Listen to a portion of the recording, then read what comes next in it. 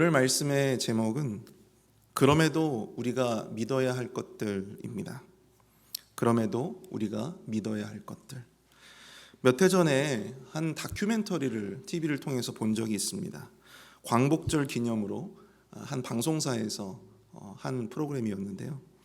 나라를 일본에 팔아버린 이 매국노들, 그들의 후손과 또한 나라를 위해서, 조국의 독립을 위해서 평생을 바쳤던 이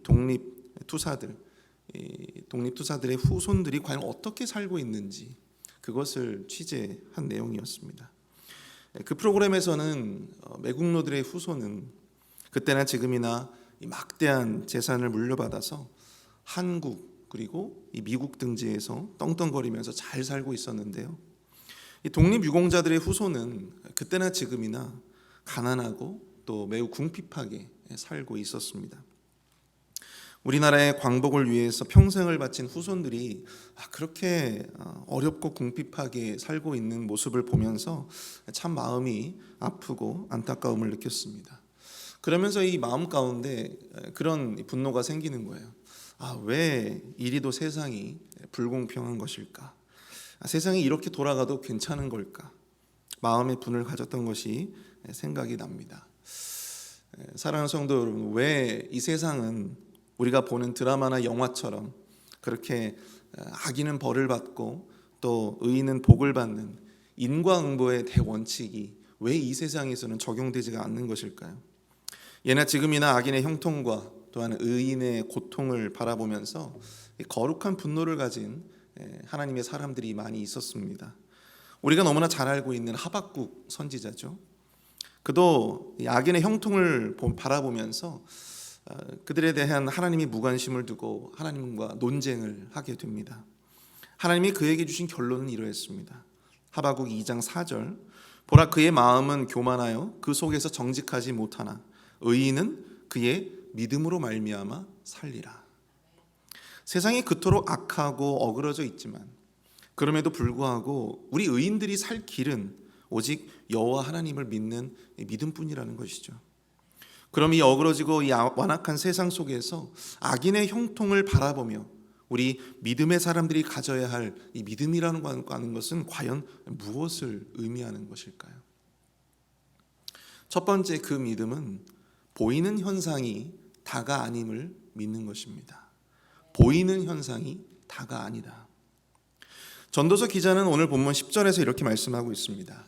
그런 후에 내가 본즉 악인들은 장사 지낸 바 되어 거룩한 곳을 떠나 그들이 그렇게 행한 성읍 안에서 잊어버린 바 되었으니 이것도 헛되도다. 전도서 기자는 악인들이 죽고 또 장사 지내고 난 후에 자신들이 악을 행한 곳에서조차도 그 모든 악행이 잊어버린 바 되는 이런 현실을 개탄하며 보게 되었습니다. 그리고 11절은 이렇게 말씀하고 있습니다. 악한 일에 관한 징벌이 속히 실행되지 아니하므로 인생들이 악을 행하는 데 마음이 담대하도다. 악을 행해도 그에 대한 심판이나 징계가 이루어지지 않으니까 더욱 담대하게 악을 저지르게 되고 있다라고 하는 것이죠. 뿐만 아니라 전도서 기자는 12절 상반절에서 또한 이렇게 말씀합니다. 죄인은 100번이나 악을 행하고도 장수하거니와. 세상에서 이 전도서 기자가 보는 현상은 바로 이러했습니다. 악인의 죄악은 잊혀지고 그리고 하나님의 심판은 속히 실행되지 않고 악인들이 오히려 벌이 아닌 상을 받고 있는 현실, 이것이 바로 이 전도서 기자가 마주하고 있는 현실의 현상이었다라고 하는 사실이죠. 죄악으로 말미암아 어그러진 세상 속에서 오늘 우리가 보는 현상도 이와 크게 다르지 않을 것이다 생각됩니다. 악인의 죄는 잊혀지고 하나님의 심판은 속히 실행되지 않는 것 같이 보이고 악인들의 의인들보다 훨씬 더 많은 부귀와 영화를 누리고 있는 것 같이 그렇게 느껴질 때가, 보여질 때가 있다라고 하는 사실입니다. 그때 우리는 어떤 감정이 듭니까? 거룩한 분노가 우리 안에 자리 잡게 된다라고 하는 사실이죠. 상실감이 우리 안에 자리 잡게 된다는 것입니다. 그러나 우리는 이러한 세상의 현상 속에서 우리가 보는 것이 전부가 아니다라고 하는 사실을 우리가 깨달아야 될 줄로 믿습니다. 우리의 눈에 보이는 것은 그러할지라도 전도서 기자는 12절 하반부와 13절에서 또한 이렇게 말씀을 하고 있어요. 또한 내가 아노니 하나님을 경외하여 그를 경외하는 자들은 잘 될 것이요 악인은 잘 되지 못하며 장수하지 못하고 그날이 그림자와 같으니 이는 하나님을 경외하지 아니함이니라. 성도는 이 보이는 현상으로 살아가는 사람이 아니고요, 하박국 선지자의 말씀처럼 오직 여호와 하나님을 경외하는 자가 궁극적으로 형통할 것이다라고 하는 믿음, 악인의 삶은 아무 삶의 의미도 결신도 맺지 못할 것이다, 그림자와 같은 삶을 살게 될 것이다 라는 바로 이 믿음을 가지고 살아야 함을 우리가 이 말씀을 통해서 깨닫게 되는 것입니다. 사랑하는 성도 여러분, 우리가 보는 현상들은 어쩌면 매우 단편적인 것일지도 모릅니다. 어쩌면 우리가 바라보는 악인의 형통은요, 지극히 일부의 사람에 지나지 않을지도 모르나요? 어쩌면 이 죄로 가득한 어그러진 세상 속에서 우리가 가지게 되는 소위 편견 혹은 착시일지도 모릅니다.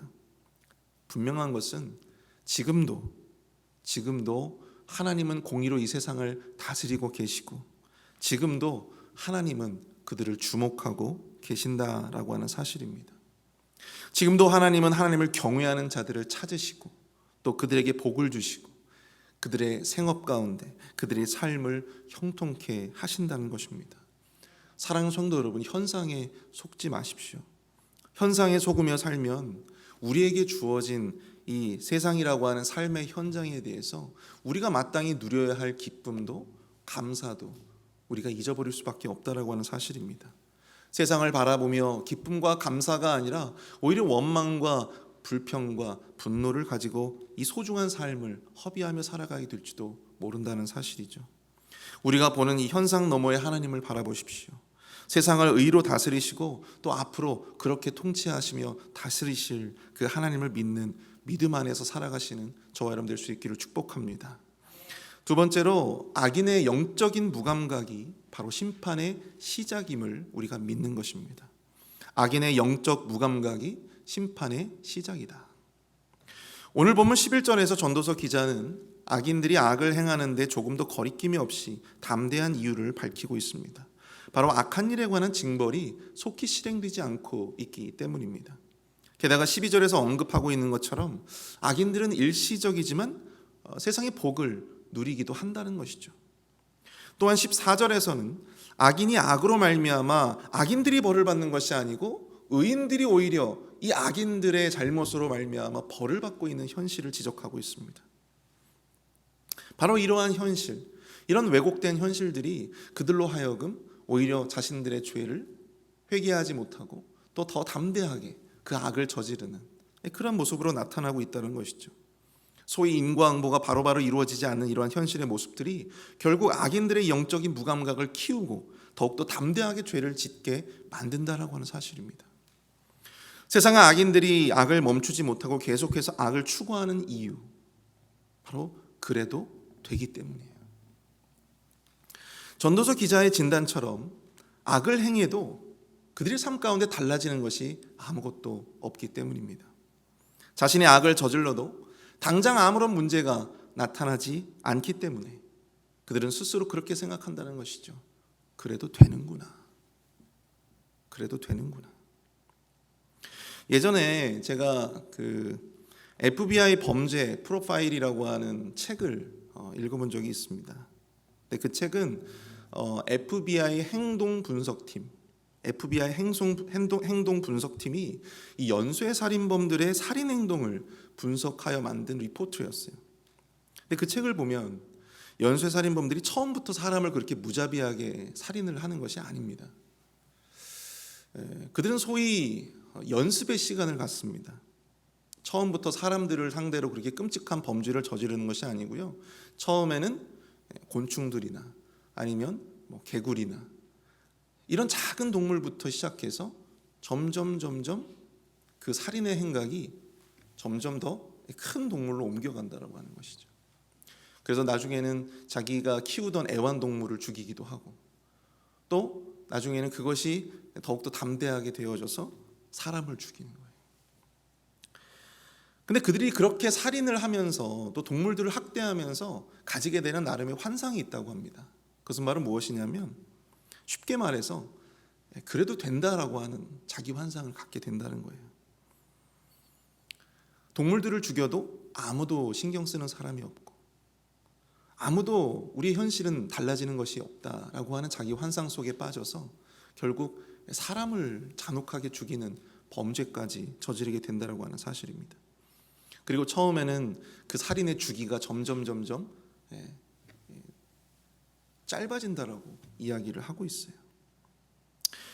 사랑하는 성도 여러분, 우리 하나님은 지금도 악을 주목하시고 또 그 악을 심판하십니다. 악인들의 영적 무감각, 그래도 된다라고 하는 자기 환상, 비로소 그들에게 더 이상 회개의 기회가 주어지지 않았음을 보여주고 있는 것입니다. 악을 저지르고도 그것이 악한 줄 모르는 영적인 무감각, 양심에 화인 맞은 자 같은 그런 모습들, 그것은 이미 그들의 삶 가운데 하나님의 심판이 이미 임했다라고 하는 사실을 우리에게 보여주고 있다라고 하는 것이죠. 베드로후서 2장 9절 말씀에 이런 말씀이 있어요. 주께서 경건한 자는 시험에서 건지실 줄 아시고 불의한 자는 형벌 아래 두어 심판날까지 지키시며. 악인의 악을 내버려 두는 것 자체가 여러분들 형벌입니다. 악인을 향한 하나님의 무관심, 이것이 바로 최고의 형벌인 것입니다. 그들의 영적인 무감각은 그들의 마음을 더욱더 굳게 만들고 그들 스스로 그 악을 계속해서 쌓아나가고 있다고 하는 사실이죠. 우리가 이 어그러지고 죄악으로 말미암아 폐괴한 이런 세상 속에서 믿어야 할 영적 진리가 무엇입니까? 바로 하나님이 그들을 지금도 주목하시고 또한 그들의 심판을 시작하셨다라고 하는 사실입니다.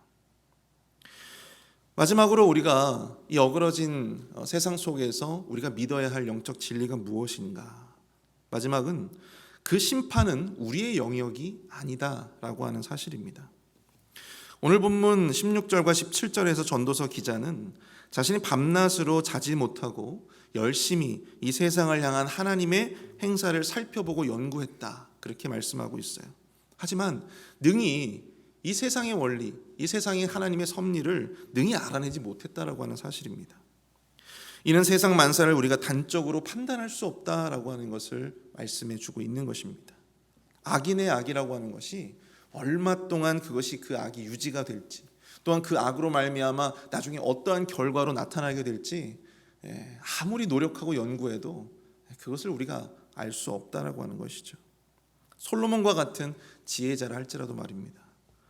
분명한 것은 그럼에도 불구하고 지금도 하나님은 이 세상을 다스리시고 당신의 분명한 뜻과 계획에 따라서 그 심판을 준비하신다라고 하는 사실입니다. 하나님이 악인들을 얼마 동안 어떻게 내버려 두실지, 그들을 어떻게 심판하실지는 우리가 알 수 없지만 그럼에도 불구하고 그들을 향한 하나님의 심판이 준비되고 있다. 그리고 언젠가 하나님의 때에, 바로 그 때에 하나님의 심판이 실행될 것이다 라는 것이죠. 2013년도 독일의 한 방송사에서 한 의미 있는 재판을 보도한 적이 있습니다. 바로 이 전범 재판이었어요. 2차 대전 그 당시에 활동했던 SS 친위대로 활동했던 시어트 브루인스라고 하는 한 네덜란드 남자를 재판한 내용이었습니다. 그는 네덜란드 출신으로서 나치에 협력해서 네덜란드의 독일 저항군을 총으로 살해한 그러한 혐의를 가지고 있었습니다. 네덜란드에서는 그에게 사형을 선고했어요. 그 나중에는 그 사형에서 종신형으로 감형이 됩니다. 그런데 이 징역형을 피하려고 그가 네덜란드를 도망쳐서 독일로 향하게 됩니다. 왜냐하면 당시 독일에서는 범죄자를 다른 나라로 인도하는, 네덜란드로 인도하는 그 범죄 인도 그 조약이 맺어지지 않았기 때문이죠. 자신의 징역형을 피하기 위해서 독일로 도망을 간 거였어요. 근데 그곳에서 유대인 2명을 살해한 혐의로 재판에 다시 서게 되었습니다. 사람들은 종전 이후에 아마 마지막 전범 재판이 되지 않을까 그렇게 생각을 했고, 또 이 독일 방송사도 그렇게 보도를 했었어요. 결국 이것으로 인해서 이 브루인스라고 하는 사람이 총 7년의 징역형을 살게 되었습니다. 전쟁이 끝난 이후에 사실 나치에 부역한 사람들이 그렇게 많음에도 불구하고 처벌받은 사람들은 그렇게 많지 않았습니다. 아마 어떤 사람들은 전쟁 범죄에 많은 관심을 기울이지 않고 또 그것을 주목했던 사람도 없었을 것 같아 보였습니다.